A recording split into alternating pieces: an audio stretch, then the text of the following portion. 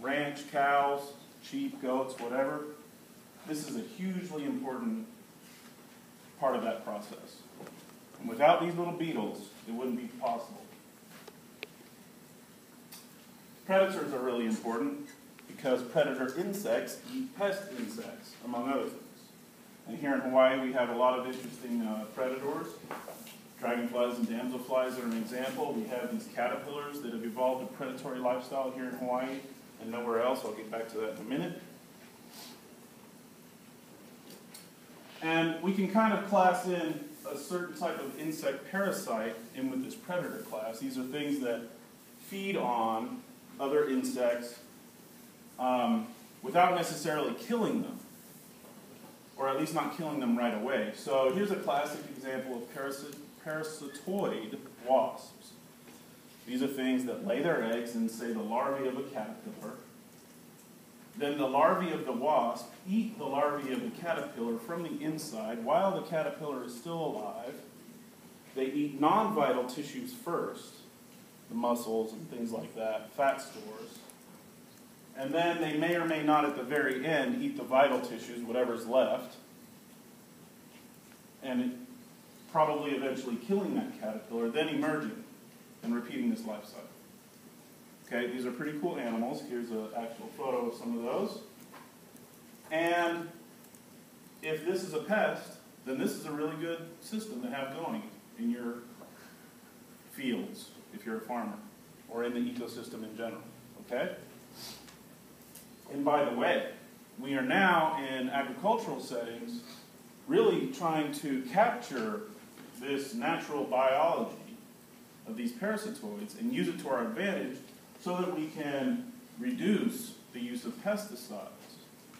And so now a lot of sustainable agricultural practices are including planting buffer zones near fields that will harbor these natural enemies of pests and things like that. Again, so that we can get away from some of this. So this is a pretty important thing. We want these insects around. Now, the other thing that is a little harder to study, but it's certainly important, is the fact that insects are eaten by so many other animals as prey.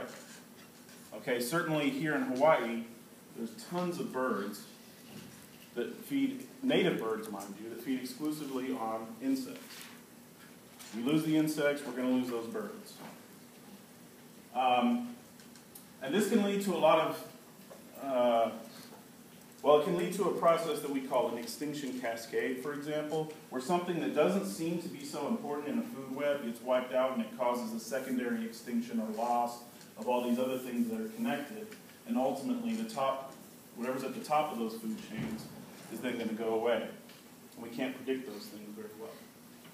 So simply by being a part of a prey item, they're part of a larger food web that must remain intact. And this can be really important very directly in terms of things like fisheries.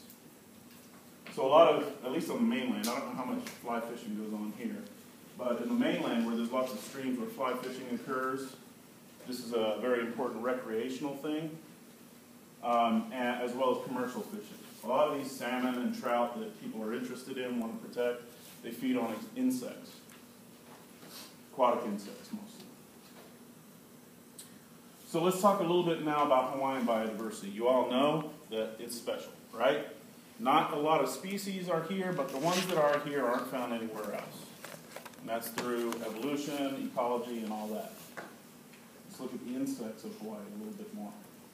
Of course, you probably all are very familiar with this. This is all a little bit new to me. But you got to keep in mind the age of the islands and sort of the sequence of how they were formed from this hot spot that's now currently under the Big Island. Blah, blah, blah. You go this way, you get to the older islands, progressively older. Okay? And it's always good to keep in mind that what evolution has happened here in terrestrial organisms, at least on the major islands that we now see, must have happened in something less than the age of the islands itself, right? That's not a lot of evolutionary time. If we look at all the native organisms, including plants and whatnot, that live in Hawaii, that are endemic to Hawaii, a vast majority of them are terrestrial invertebrates, and a vast majority of those are insects. Okay, you don't need to know these numbers per se, just keep that in mind. And if you look at just the animals, we're talking 97%. You all know that there's only the 2 endemic mammal species that are currently found here, a handful of birds. There's no native reptiles, right? And so just about everything else that we're talking about is an insect or something like an insect, spiders and whatnot. We'll lump all those in together. Okay? Now, so that total is about something like close to 6,000 species. These are all estimates, right? Anytime you see these numbers of species, they're just estimates. We don't really have exact counts. Now, of the endemic species, there's a difference between indigenous and endemic. Have you guys talked about that? Right. So indigenous means it's found here, but maybe somewhere else. With insects, we're probably talking about lice and things that live on birds and that travel to other islands outside of Hawaii. So there's not that many. Anyway, the last count that I was able to find data for is that there's an additional something like 3,000 species here that are introduced, of insects only. Okay, so that's about 30%, a little bit more than 30% of the total insect diversity that's found here. That's huge. If you were looking at the mainland U.S., that number would be far less than 10% of introduced species. Lots of introduced species all throughout the mainland and continents, but it's less of an impact there than it is here, for reasons you all probably know already. By the way, most of those introductions are accidental or incidental. Several of them are purposeful for reasons of biological control and things like that I already told you about. So we wanted to bring in some parasitoid to take care of some pest species that got here, so we deliberately released some of those.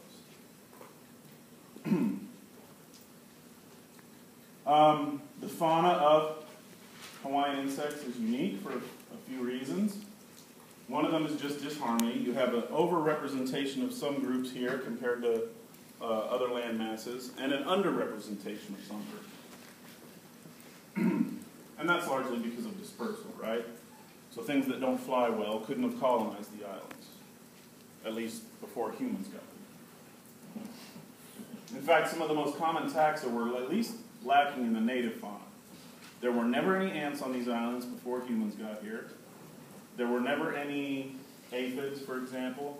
None of the large predatory social wasps that are now a problem here. Termites were never here. The nasty cockroaches that you see all over campus and all over your apartments were never here. There are some native cockroaches, but they're nothing like the big giant American ones that you see. And here's another example of disproportionate representation here on the Hawaiian Islands. The native butterflies include 2 species, at least that are currently around. With anything, of course, there maybe were more here that went extinct before we knew about it. 2 native species, and by the way, they're not at all closely related, so that suggests 2 separate colonizations of the butterflies. So this is the Kamehameha butterfly, and this is, I forget the name of the common name of it, Blackburn's hairstreak, I think it's called, commonly.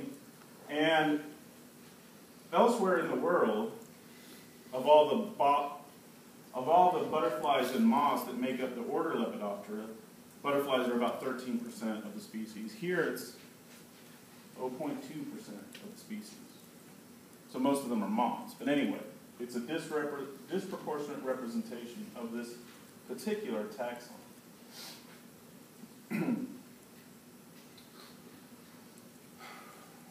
So you know this story already, right? When the first insect colonists got here, there were no other things that lived on the land. There couldn't have been. Maybe some crabs that were crawling up on shores, but that's about it. And so there were all these available niches that were free compared to wherever these colonists came from. And this led to the evolution of a number of different behaviors, ecological lifestyles. So, I mentioned this predatory caterpillar. Caterpillars are not predators anywhere in the world, except for a few species that came to Hawaii.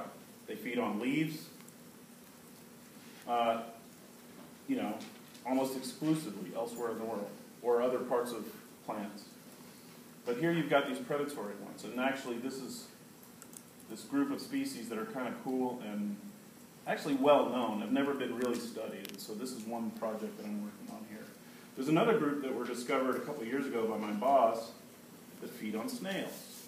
These little tiny caterpillars, so cute, that crawl inside these snail shells and just eat the snails inside their own shell. Terrestrial damselflies. Damselflies, the nymphs, live in water everywhere else in the world, but there's one species, actually it's a species that you can find just up here in the mountains behind the Manoa Valley, on the ridges. Anybody ever hike Mount Olympus? You can go up there. If you see a little damselfly flying around, don't mess with it, just look at it. It's probably the species Megalagrion oahuense that is terrestrial, and that's pretty weird, because they're all aquatic anywhere else in the world. Carnivorous seed bugs, these things are, as the name implies, feeding on seeds everywhere else in the world, but some got here and became carnivorous and scavengers because they could. And so that's a great reason to protect not only insects, but obviously Hawaiian insects. Hawaii also is a laboratory of evolution, if you will, and this is most clear in the insects, I think, where you can study things like rapid speciation. In less than 5 million years, presumably, this one gene